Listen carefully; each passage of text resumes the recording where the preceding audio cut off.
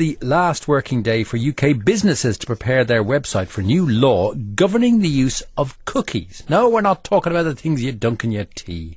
These are pieces of personal data that are stored when we browse something on the web.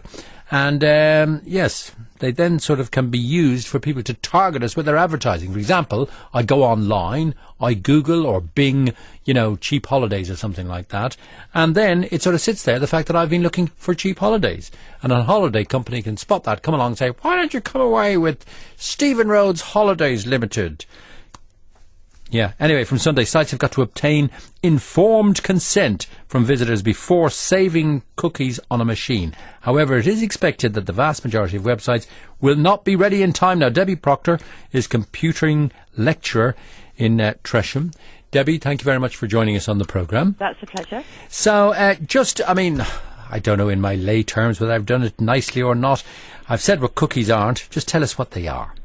What they are is a form of tracking what you're doing whilst you're browsing on the internet, as you quite rightly said. But there's different forms. There's some that will remember your account login, so it means it's much quicker for you to log in to your account when you return.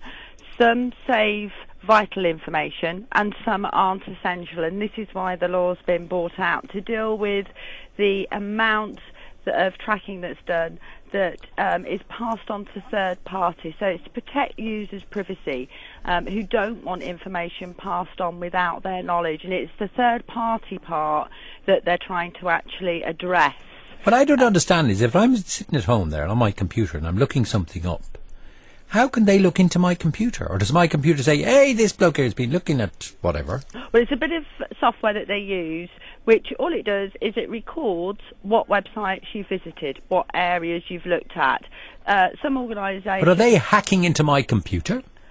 In a sense, yes. They're accessing your browser, but they're not actually hacking into your computer. It's only your browser that they're interested in. But what people don't realise already is that a lot of the browsers that are available allow you to turn that off anyway.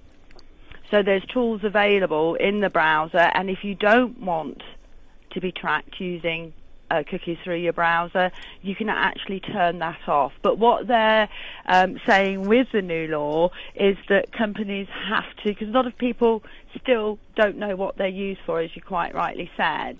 And we know that we're being tracked while we're on the internet for marketing reasons, but we don't understand where that information goes. So now the companies have got to ask us. Yes, it will be in the form of a message box that will come up on screen informing you that there are cookies on the site. It's not quite clear what organisations have to do.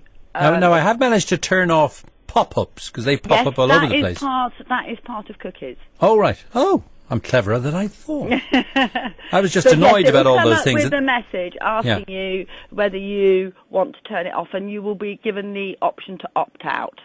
And that's what they're doing. So people can then control who is seeing what they're doing on the internet. So their information won't be passed on to third parties who will then target them for advertising or promotional activities. Right. And the way they would target me for advertising, they're not the ones responsible for my spam mail. That's a separate thing. They are? Yes, they are. So hang on a moment. If I look up something in, let's say, Google, I think that's the biggest search engine in the world, so we can say that. And there are other search engines out there as well. But if I go and Google something, for example, are you saying that I could end up with some spam email in my Outlook account, my Outlook box? From the sites that you visit, after you've done the search through Google, yes. Not necessarily through Google. Now, the problem is, and a lot of companies are against it, is they use these cookies to analyse who's visiting their sites and whether their sites are effective. So a lot of organisations aren't happy with the new legislation because they feel that it's not necessary and that it's a waste of money, basically, because they do use it for serious analysis of their sales. And if you're a new business, you can use it to see where your visitors are coming from so that you know what sites they're visiting and then coming to your site. So it does help when you're coming up with promotional campaigns and when you're designing your website. So some of it is for businesses to help improve their websites and make them better to use. So this is where the issue comes. And I gather as well, people who have websites, they can do what they say Google Analytics, where you can analyse what's going on. Yes, this is very popular, and I use it with students. And this is all free online, isn't it? Some of it is free. Some of it's free. Some of it's free, some of it you do have to pay at for. a lower level. But you can tell whether it's men or women, what day of the week, what time of the day. And what are good keywords to use. So when people are searching, what words they're using to find your site, which helps then with for example, if an organisation wanted to choose a really good domain name for their company, they could use Google Analytics for that to help choose the name for their site and help people get to their site through easy searching. So there are some tools with the Google Analytics particularly that are very useful for setting up effective websites for users. So we think of it now you're talking the other side of the fence in a sense. So we're talking about, yes, they're tracking, and it does seem, well, why should they be tracking me whilst I'm using the internet? It's not fair, but if you've got nothing to hide, some people would argue that it doesn't matter that they're tracking what you're doing. We are becoming, for all the sort of, privacy laws and all the rest, well, in terms of data protection and all the rest, for all those laws, when it comes to the internet, we seem to throw a lot of information away because, for example, you sign up to Facebook and if you read the terms and conditions, you're handing all your photographs of you on drunken nights and all the rest of it, and you're giving all these things to Facebook to do what they like with them. And look how many squillions of people are doing that. Yeah, and people don't realise that with Facebook, they use tracking cookies. So if you click on like, so one of your friends has posted a comment or a picture and you like it, that's used to see what sort of things you find funny or what appeal to you. So Facebook used the like button to track. Well, I couldn't understand why. I had a Facebook page, which I don't really use, unless I want to dip in and have a look and see what my kids are doing. I could ask them, but they wouldn't tell me. But it's all there for public, for the public to sort of have a look at. So I can tell what they're doing from the pictures and everything and think, oh, no. But for some reason, I found myself signed up to Manchester United. I mean, I'm not even a football fan.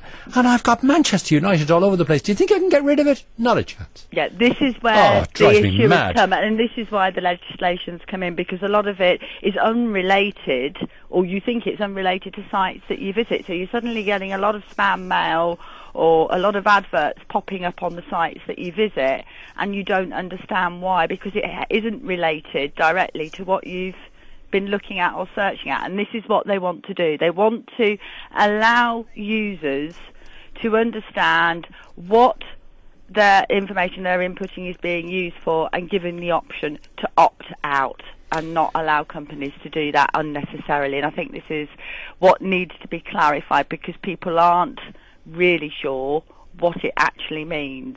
Can I just say something, Debbie? We're going to have grannies and grandpas everywhere spitting at the radio now, because they're going to be saying, my grandchild said to me, Granny, of course you can go online, you'll be perfectly safe.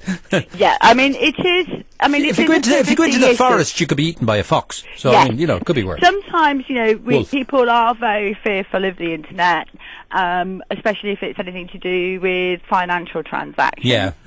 But the cookies are used primarily for advertising purposes. Yeah. Okay.